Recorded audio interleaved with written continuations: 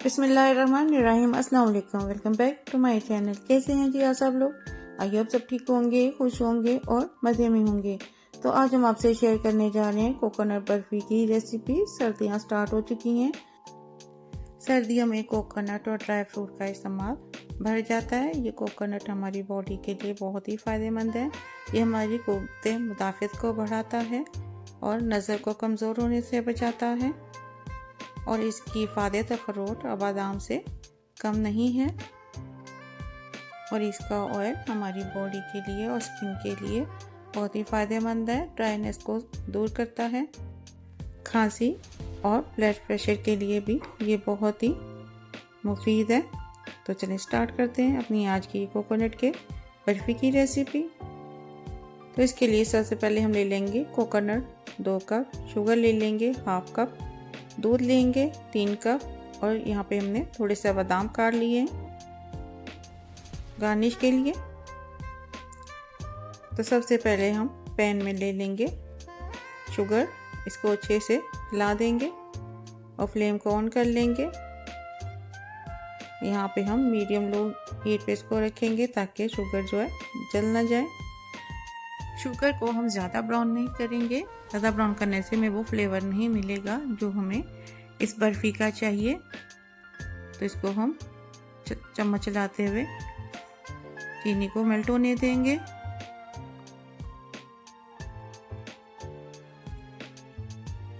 और इस बर्फ़ी को बनाकर आप 1 वीक के लिए फ्रिज में स्टोर भी कर सकते हैं और डेली का 1 पीस चाय के साथ बच्चों को दें, बड़े लें। ये बहुत ही फ़ायदे की चीज़ है।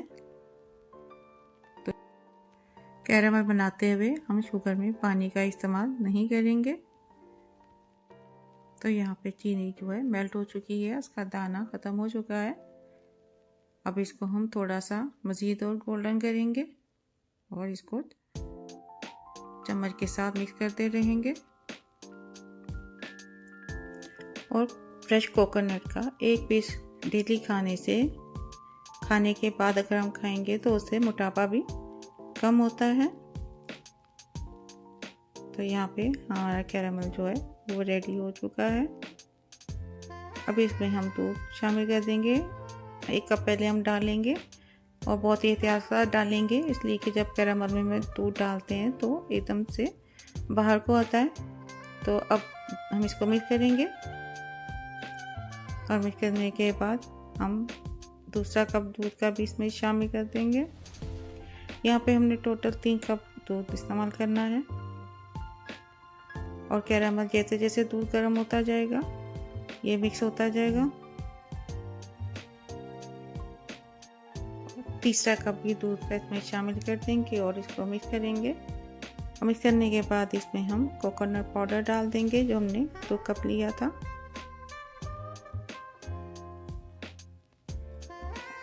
कोकोनट पाउडर डालने के बाद इसको हम दूध में अच्छी तरह से मिक्स करेंगे और लो फ्लेम पे ही पकाएंगे ताकि कोकोनट दूध में अच्छे से पक जाए। ये बहुत ही अच्छा मज़े का खोए का टेस्ट देगा। साइडों से भी अच्छी तरह से साफ कर लेंगे और अब इसमें शामिल कर देंगे हम वनीला 1 टीस्पून। इसको भी मिक्स कर लेंगे। और अगर अभी तक आपने मेरे चैनल को सब्सक्राइब नहीं किया तो सब्सक्राइब कर दें, वीडियो को लाइक कर दें और बेल आइकॉन के बटन को प्रेस कर दें। तो अब यहाँ पे वनीला एसेंस को भी अच्छी तरह से मिक्स कर लेंगे। हमें कोकोनट की अफादियत मालूम नहीं होती, इसलिए हम इसका इस्तेमाल बहुत ही कम करते हैं।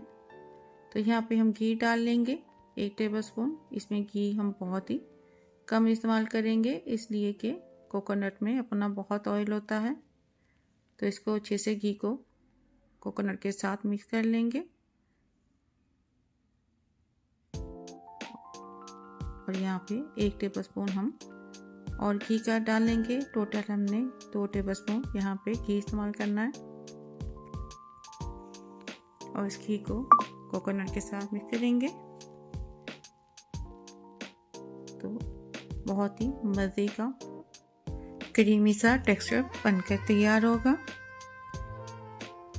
तो यहाँ पे मैं 1 टेबलस्पून डाल दूँगी कोको पाउडर। मुझे इसका कलर थोड़ा डार्क चाहिए था। अगर आपको कोको पाउडर पसंद नहीं है या आप लाइट कलर रखना चाहते हैं तो आप कोको पाउडर को स्किप भी कर सकते हैं। तो यहाँ पे अब इसको हम भुनाई करते हुए पकाएंगे। आपको मेरी रेसिपी कैसी लगी मुझे कमेंट्स में ज़रूर बताएं। यहाँ पर हम 5 से 7 मिनट तक इसकी भुनाई करेंगे और तब तक इसको भूनेंगे जब तक इसका ऑयल हमें नज़र ना आने लग जाए।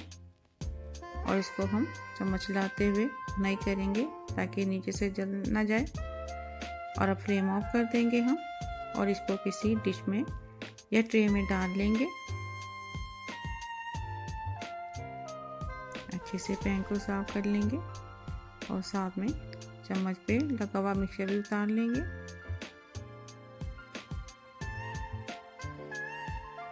और अब इसको हम स्पैचुला से एक अच्छी सी शेप दे लेंगे। इसको प्लेन कर लेंगे हल्का हल्का प्रेस करते हुए। और इसके बाद इसके ऊपर हम नट्स लगा देंगे। जो मैंने बादाम काट कर रखे थे वो इसमें लगा देंगे। लगाने के बाद हम इसको स्पैचुला से हल्का हल्का प्रेस करेंगे ताकि बादाम अच्छे से सेट हो जाए। और इसको अब हम ठंडा होने के लिए फ्रिज में रख देंगे।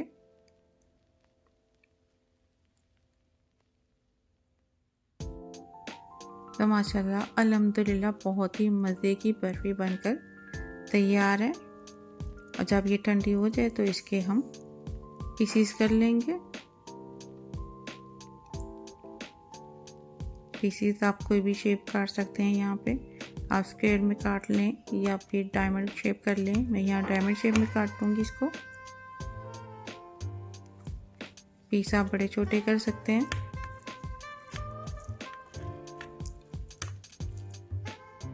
और अगर आपको ये मेरी रेसिपी अच्छी लगी हो तो अपनी फैमिली और फ्रेंड्स के साथ ज़रूर शेयर करें। तो मिलते हैं इंशाल्लाह ताला नेक्स्ट वीडियो में किसी नई रेसिपी के साथ। तब तक के लिए अल्लाह हाफिज़।